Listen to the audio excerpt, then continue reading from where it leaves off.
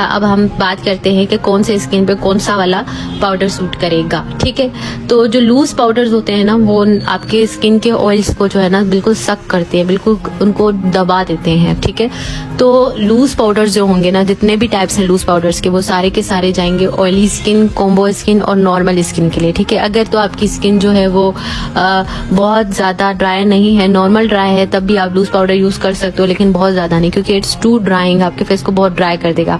बात सिर्फ ये होती है कि आप कितनी क्वांटिटी यूज कर रहे हो किसी चीज की। अगर आप बहुत ज्यादा ओवर लगा दोगे तो वो चीज आपके लिए अच्छी नहीं रहेगी। ठीक है, तो ये ऑयली, कॉम्बो, नॉर्मल स्किन के लिए ये सारे जो है लूज पाउडर्स हैं। अगर तो आप बिल्कुल थोड़ी क्वांटिटी लगाओ ना लूज पाउडर की, तो तब भी ड्राई स्किन पे सूट कर सकता है। ठीक है, उसके बाद जो ऑयल कंट्रोल कॉम्पैक्ट होते हैं ना, उनपे लिखा हुआ होता है ऑयल कंट्रोल, तो वो भी किसके लिए होगा? वो भी होगा ऑयली, कॉम्बो, नॉर्मल स्किन के लिए, ड्राई के लिए नहीं होगा, क्योंकि ड्राई स्किन वालों को ये पाउडर्स की जरूरत होती ही नहीं है इतनी ज्यादा, लेकिन फिर भी मेकअप सेटिंग के लिए जरूरी है कि वो पाउडर यूज करें। यूवी ऑयल, ये आपको ऑयल से भी प्रोटेक्ट करता है, आपके जो फेस से जो ऑयल आता है ना, उसको भी ये खत्म करता है। तो ये वाला जो है ना सूट नहीं करेगा ड्राई स्किन को। अगर थोड़ा सा लगा लें तो सूट करेगा, लेकिन भर भर के जैसे हम लगाते हैं ना, तो वो सूट नहीं करेगा। अगर आपको कोई चीज नहीं मिल रही अपने स्किन के अकॉर्डिंग, तो किसी भी चीज को अपने स्किन के अकॉर्डिंग बनाने के लिए उसकी क्वांटिटी कम यूज करें।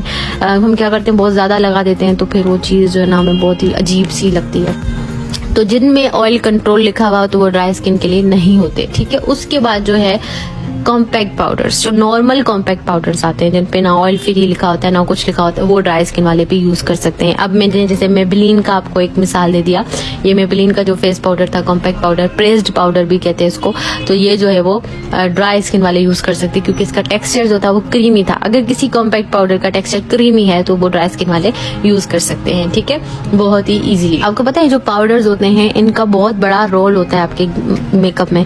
अगर आप इनको गलत लगाओगे तो आपके मेकअप में लाइनें पड़ जाएंगी, क्रीजेस आ जाएंगी। ठीक है ना, तो इसीलिए थोड़ा समझ के। कलर थ्योरी है जो मैंने खुद बनाई है सबके लिए आसानी पैदा करने के लिए, कि अगर आप सैलून रन कर रहे हो तो आप इस चीज के चक्करों में मत पड़ो कि इसका कौन सा स्किन टोन है, ये है वो है। नहीं, आपने क्या करना है, 3 तरह के कॉम्पैक्ट पाउडर, 3 तरह के लूज पाउडर लेने हैं। एक लेना है फेयर, दूसरा लेना है मीडियम, तीसरा लेना है डार्क। अब क्या होगा, जब आप फेयर और मीडियम को मिक्स करोगे तो एक अलग शेड बन जाएगा, जब आप मीडियम और डार्क को मिक्स करोगे तो अलग शेड बन जाएगा, डार्क और फेयर को मिक्स करोगे तो एक अलग शेड बन जाएगा। ठीक है, अगर आप ज्यादा बड़ा सैलून रन कर रहे हो, काफी अच्छा है, तो लाइट, फेयर, मीडियम और डार्क। लाइट बहुत ज्यादा सफेद हो जाता है, ठीक है, फेयर फिर उससे कम मीडियम सफेद, मीडियम स्किन आती है जो एशियन होती है, उसके बाद फिर डार्क आती है। ठीक है, तो इस तरह से आप लोग, और फिर आप इन पाउडर्स को मिक्स करके जब लगाओगे तो बहुत ही bomb.com टाइप का कलर और बन जाएगा। होम बेस्ड हो, ज्यादा आपकी अर्निंग नहीं है, बस नॉर्मल आप काम करते हो, तो फिर आप 2 तरह के कॉम्पैक्ट पाउडर लोगे, एक जो है फेयर, दूसरा आप मीडियम लोगे। ठीक है, मीडियम ऐसा होना चाहिए कि सारे जो डार्क स्किन है उन पे लग जाए, मीडियम स्किन है उन पे लग जाए, फेयर ऐसा होना चाहिए जो जितने भी फेयर स्किन आपके पास है आप उन पे लगा लो। ठीक है, उसके बाद फिर आता है मीडियम और डार्क। मीडियम जो है हमारी जो एशियन स्किन पे उन पे लग जाएगी, डार्क उनसे थोड़ी उस पे लग जाएगी, अब कलर वालों पे दोनों को मिक्स करके भी एक अच्छा कलर बन जाएगा। तो आप इस तरह से ये कलर थ्योरी है, आप कर सकते हो। ठीक है, मैंने सारे गर्ल्स के लिए बता दिया है, जिनका जो हिसाब हो, जो बजट हो, वो उस हिसाब से कॉम्पैक्ट पाउडर लें। तो एक एग्जांपल देती हूँ, मेरे पास अब 3 तरह के शेड है, ये काफी डार्क है, ये पता नहीं क्यों नजर नहीं आ रहा है, इतना लाइटिंग में बहुत ज्यादा लाइट लग रहा है। उसके बाद ये 3 शेड्स मेरे पास है।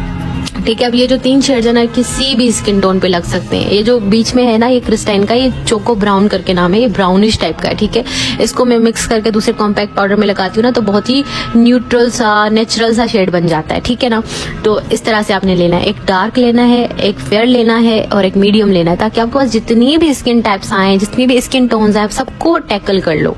ऐसा ना हो कि आप कहीं पे घबरा जाओ कि नहीं ये तो सूट नहीं करेगा, नहीं सबको सूट करेगा। अब ये देखिए 3 शेड है और ये डिफरेंट शेड है, जितने भी स्किन टोन आएंगे ना, अब तो हम उन सब पे लगा लेंगे। अच्छा, अब लूज पाउडर्स की बारी। अब मेरे पास जैसे ये क्या है, HD कलरलेस है। अब जैसे मैंने बताया था कि एक न्यूट्रल पे भी चल जाएगा और कूल पे भी चल जाएगा। अब ये है काइवरी शेड है क्रिस्टाइन का, ये फेयर टोन में आता है। उसके बाद ये बीक्यूट का, ये थोड़ा डार्क है, लेकिन लाइट में पता नहीं क्यों लगता है बहुत ज्यादा लाइट।